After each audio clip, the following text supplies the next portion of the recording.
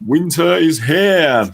Hey guys, welcome to another one of our live session in which we take a time, about an hour every single week, to answer all your questions about traveling in New Zealand, because we kind of are the experts of traveling in New Zealand. But Laura, why are we the experts? Well, this is Robin and I'm Laura, and we're the team behind NZPocketGuide.com, which is New Zealand's largest travel guide and literally has thousands and thousands of articles to help you plan your trip to New Zealand. Whether you are just doing a 2-week campervan road trip around the country or spending a whole year doing a working holiday, we have loads of articles to help you prepare the perfect trip to New Zealand. But if you're not really into reading, which is pretty much what NZ Pocket Guide is all about, it's a lot of words. We also do this live Q&A session on YouTube every single Sunday at 8 a.m. New Zealand time. So you guys can come onto the live chat and ask your New Zealand travel questions. But just so you know, the times around the world, in the UK and France, that is 9/10 p.m. on a Saturday evening. In the US, that is on a Saturday afternoon at 4 p.m. EST or 1 p.m. PST. In India, it's bright and early on a Sunday morning at 1:30 a.m. And in Australia, it's also at 6 a.m. on a Sunday morning. All right. So who do we have in the live chat? So the way this live session works, it's pretty simple. You just put your questions or your comments in the live chat right now, and we read everything and we answer all your questions about traveling in New Zealand. And if you're watching a replay of this video, you just put it in the comment of any of our video, and we'll pop them on a piece of paper and read them out loud during the live session when there is something a little bit more quiet. So Kshitish says waiting. Well, we're here. We don't have to wait anymore. We're only about 30 seconds late today, and that's just because of YouTube was like kind of loading forever. Yeah. Steve K says, good morning. Good morning, Steve. How are you doing? So I hope you're staying warm. Here in Tees, it is very warm. TES. What is that? Do you know what that is? Maybe he missed out the X and Texas. Texas? Maybe. Oh yeah, Texas. Well, probably Texas. Yeah. It's obviously winter right now in New Zealand. So winter in New Zealand is during the month of. It is during the months of June, July, and August. So right now we are definitely in winter. So that means the ski fields are starting to open, and it is getting quite cold. And we don't have snow like everywhere in the whole country. So it's usually only in the mountainous areas. So you can still travel and drive around and everything. But so basically we are the complete opposite to the northern hemisphere. So for you, if it's summer, for us it is winter. Anthony, which is also from the USA, from California, says good morning, or say hi. How are you doing, Anthony? Hey. Thank you for popping in another day. Hiroshi says, hey guys, long time no see. How are you? Doing well, Hiroshi. How are you doing? Are you still around New Zealand? You were in Tauranga, I think, the last time we talked about. Yeah, we talked with you, if I'm correct. Yeah. So where are you at right now?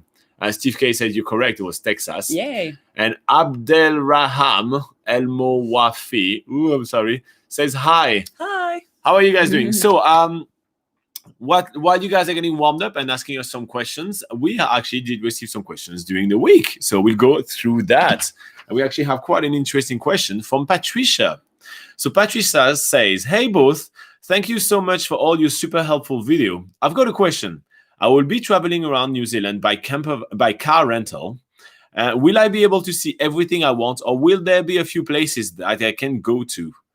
Thanks a ton. So where can you go with a car rental, or where can't you go? Yeah.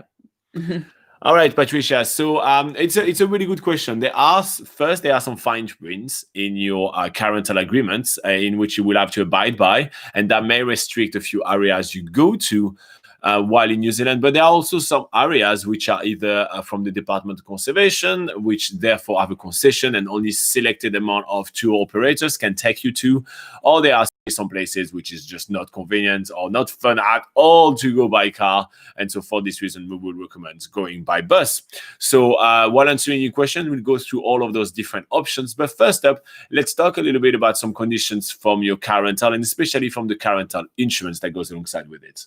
Yeah. So in a lot of car rental policies, there are conditions where the most common condition you'll find in New Zealand is that you can't take your car rental or your rental car onto gravel roads. And as you'll travel around New Zealand and maybe want to get to some more sort of hidden walks or places that are a little bit off the main tourist trail, you'll find that there's actually quite a lot of gravel roads in New Zealand. So that's just sort of an unfortunate thing, really, if that is in your car rental agreement. But it's definitely worth looking out for before hiring a car. If you know you're going to be going somewhere which is probably going to have a gravel road, it's a good idea to actually look through the fine print and see if you actually are allowed to do that. Because otherwise, the reason that's there is basically they don't cover, like if you get a windscreen chip, which is a common occurrence on gravel roads. It's usually when two cars are passing and gravel flies and chips the windscreen of one of the cars. But if that happens to your car rental, then the insurance that you probably purchased will not cover it. So that's like the reason that they do that. So you've got to be aware of that when traveling around New Zealand in car rental. And there are some places that you have multiple options to get to it, either a gravel one or a sealed one. And you always obviously want to pick the sealed. Yeah, and going to most, like, the places that most people go to when they come to travel around New Zealand, like most of the roads are sealed. You will just find, like, if you do go off the beaten track, you will find some gravel roads. So let's start with 90 Mile Beach. So where is 90 Mile Beach? Should we get the map out, actually? Oh, sure. Yeah. So let's talk about 90 Mile Beach. So 90 Mile Beach is a place where you won't be able to go to when driving around New Zealand by car. Rental. By car, yes, but by car rental you can. So it's right here. So 90 Mile Beach is actually an official highway in New Zealand, and it is just a really long beach, pretty much. It's in the Northland region, and although all locals and stuff, they all take their cars onto 90 Mile Beach and just drive along the beach. Almost all car rental agreements, everyone we've ever seen, have all forbidden people to take car rentals onto 90 Mile Beach. And the reason is that a lot of cars have got stuck on the beach over the years. You can actually see photos on the internet of juicy camper vans sort of half submerged in the sand, so... I mean, we're laughing, but they're not, obviously. It is quite funny. Yeah, so that's the reason why car rental companies definitely don't want people going onto 90 Mile Beach. But there is an alternative to go to 90 Mile Beach, and there are actually several bus tours. There's about 3 different bus tour companies that can take you along 90 Mile Beach, and sort of they have all the right setup to, they have the 4-wheel drive buses and all that sort of thing. So they're less likely to get stuck in the sand, and even if they did, it wouldn't be your problem. Yeah, and to be fair, the whole trip is quite long, to go from. So usually you start in the town of Pahia and you go all the way up to the top of New Zealand, and you see Cape King Reinga, where you have the Tasman Sea and the Pacific Ocean meeting, and it's a fantastic place to visit. But the whole thing is quite a long kind of day out. It's about 12 hours, between the drive and doing a little bit of a walk and then coming back. So you actually kind of better off letting the bus driver drive for you, because I wouldn't want to do all those activities plus be driving, and it's just a bit of a nonsense. And also the benefit of doing a bus tour, like why that even would be better than car rental, if you could take a car rental, is that they take you to a place called Te Paki Stream, which is really famous for its sand dunes, and they basically the bus tours will provide the bodyboards so that you can try sandboarding on the sand dune, and that means you don't have to go out and buy your own to enjoy that activity. So kind of like the buses are all set up so that you can do the activities included in the tour for the whole day, and they take you to various different spots. A lot of the tours also include a lunch, so you can have like a New Zealand fish and chips on the way, and they take you to some places that you've probably never heard of, some small towns on the way up to Cape Reinga as well. So yeah, there's a lot of aspects to those tours that makes it more than just a way to just go to 90 Mile Beach. All right, so moving on to another place that you can't go by car rental, it's Farrell's Pit, which is around here in New Zealand. So what is Farrell's Pit, and why can you not go there by car? Yeah, so Farewell Spit is the longest sand spit in New Zealand. It is at the top of the South Island in a place that's commonly known as Golden Bay. It's near a town called Collingwood. But yeah, other than the fact that it is a sand spit made out of sand, there's probably would be issues with taking cars onto a beach and getting stuck. But the main reason why you can't take car rentals onto the sand spit, or actually you can't even walk to certain sections of the sand spit, is because it's one of the most protected places in New Zealand. It's more protected than a national park, and that's because the ecosystem there is so diverse. It's rich in wildlife and bird life. It's a really fascinating place to go. And you can only do a Department of Conservation walk up just a small section of the sandspit. But if you want to see like a good part, like most of the sandspits, there is one bus company that has a concession to go there, and they're called Farewell. I think they're called Farewell Spit Eco Tours.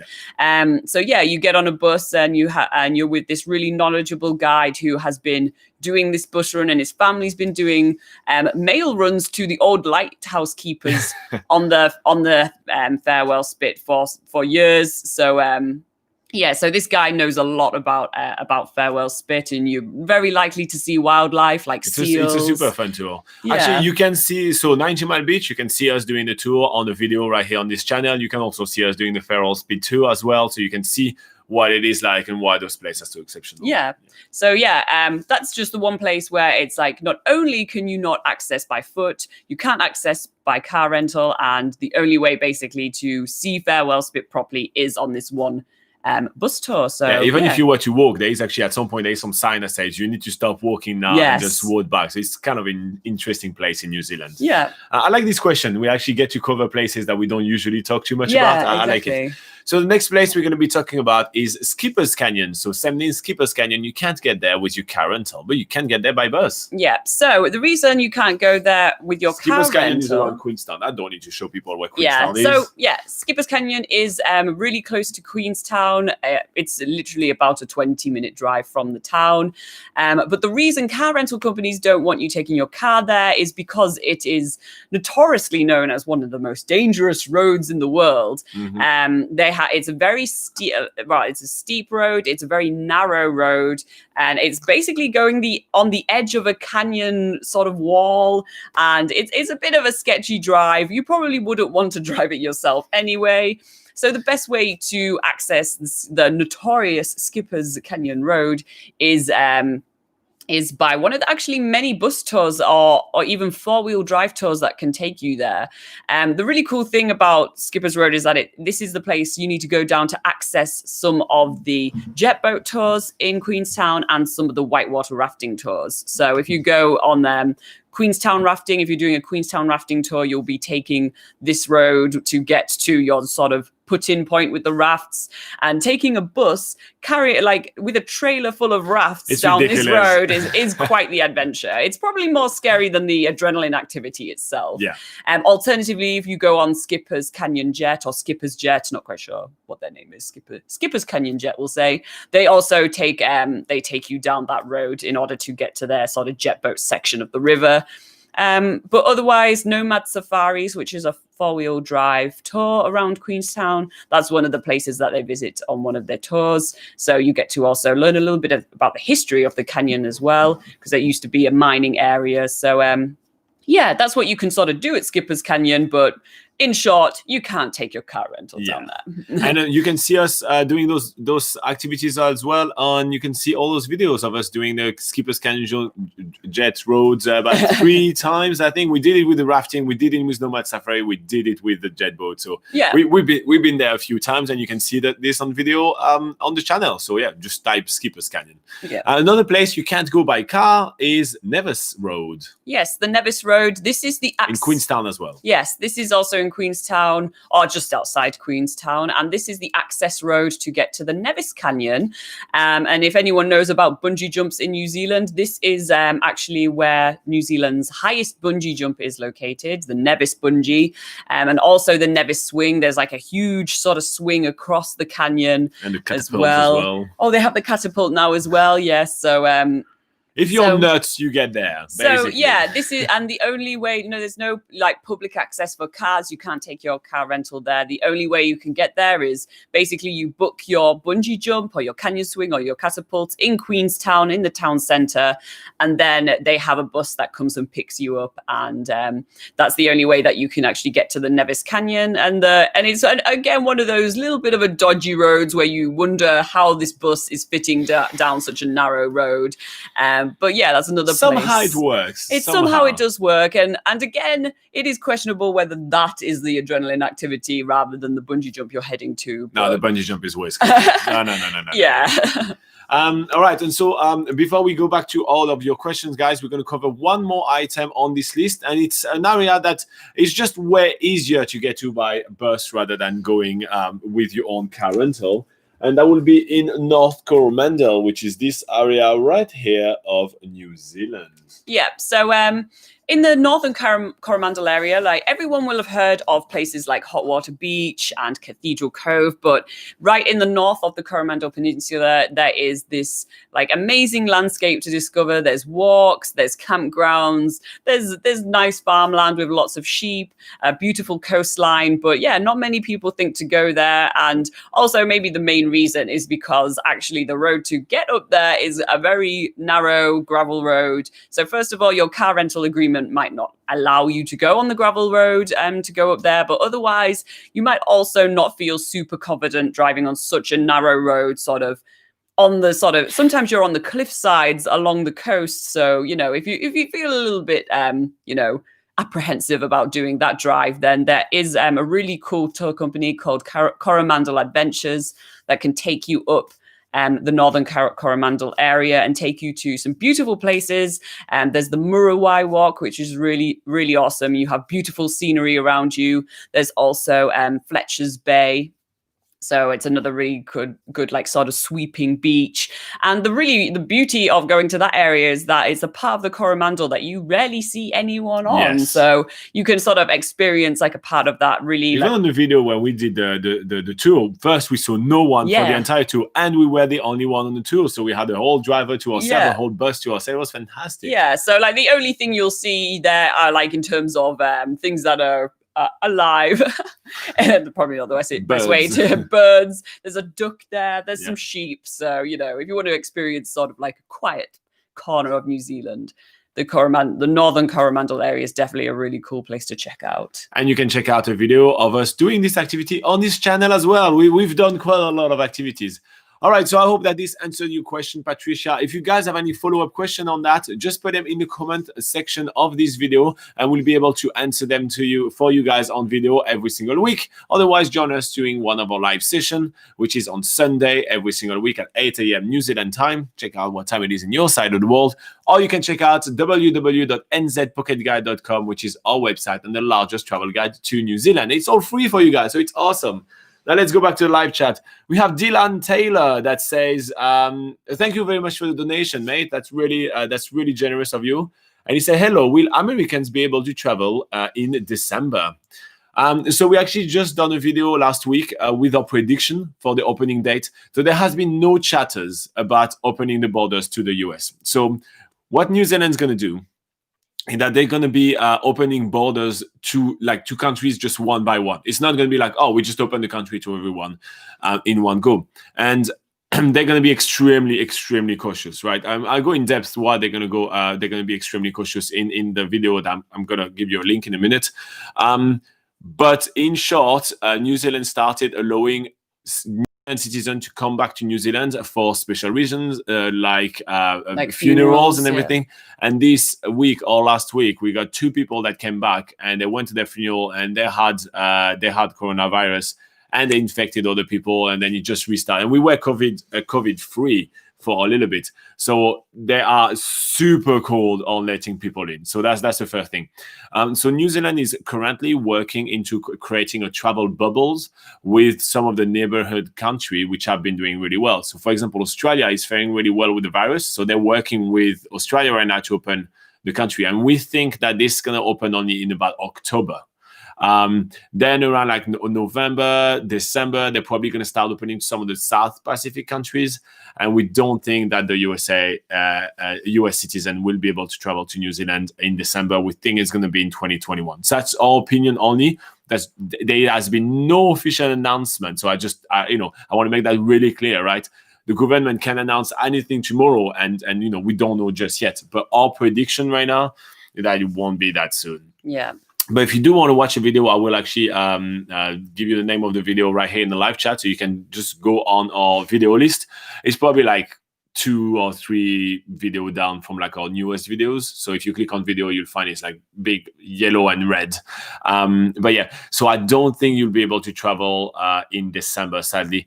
Maybe if you're from Hawaii and New Zealand decide to kind of open some states that are faring really well, but because in the US or from the news that we get, well, obviously we are in New Zealand right now, so we're not in the you probably know how you guys are faring better than we do, right? But from the news that we see, it's rampant in the US, right? It's not under control just yet. So for this reason, the government is probably not going to allow people from those kind of countries. Like, for example, in Asia right now, they start getting it into control. So there are some talk that start saying, okay, maybe we're going to reopen for Asia, maybe around December.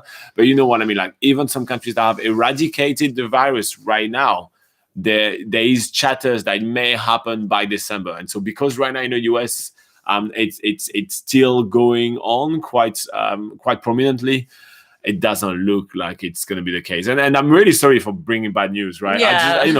Obviously I just want to point out, I want to be wrong. And when we did the previous video with all our prediction, we want those predictions to be wrong. We want it to be like, opening next week. It will make us happy. But realistically, we're here to, this channel, this whole channel and our whole website, nzpocketguide.com, is all about giving you a thorough, huge amount of information in order for you to plan your trip with all the right information. So that's why I like to give you some context before I'm giving you my prediction and then tell you that I hope I'm wrong. So I hope that helps you, Dylan. Tell me if you need some help to find that video that I'm talking about. So it's literally our travel or NZ border opening dates predictions, and it's like 3 videos down from our newest one. All right, what else has been happening? Abdel Raham says, thanks a lot for these videos. It's helpful. You're very welcome, mate. I hope I'm pronouncing your name correctly. Probably I'm not, and I'm really sorry. Hero says, I'm fine, thank you. I just moved to Kerry.